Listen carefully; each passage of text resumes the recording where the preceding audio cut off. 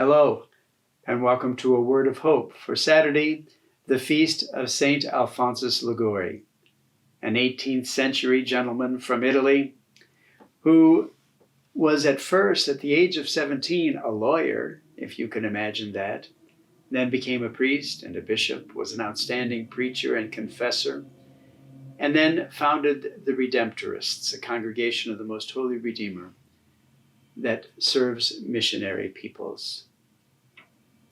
For this feast, the Church gives us continued readings from the prophet Jeremiah and from the Gospel of St. Matthew. Both of them today present difficult times, probably reflecting the missionary nature of the Redemptorists. Jeremiah continues to be tormented by the people who don't want to hear his call and challenge to reform, to change their ways, and they continue to threaten his life. In the end of today's reading, though, he is spared, and the leaders of Israel say, "No, he is a man of God. Let us not take his life from him."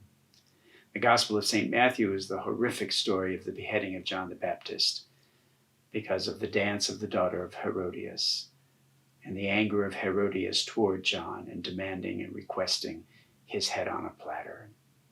The readings today between Jeremiah's suffering and John the Baptist's martyrdom show us the difficulty of those who stand up for the Word of God. Show us the threats that come to those who speak truth. And in between those two readings, the Church gives us a setting of Psalm 69, whose refrain is, "Lord, in your great love, answer me." I thought of that refrain, and I thought a simple refrain for us might be today, God help us. How many times do we say that? God help us. We need it so badly today. The readings remind us to keep turning to God. Keep asking God to input where we're at in our world, in our society, in our troubles. Keep saying, God help us. God help us. Especially where we keep failing to help ourselves. God bless you. I would also like to share with you before we end that Father Scott will be returning for the next couple of days, and following him we'll be introducing a new preacher, Father Samuel Hakim, who is our new promoter of vocations.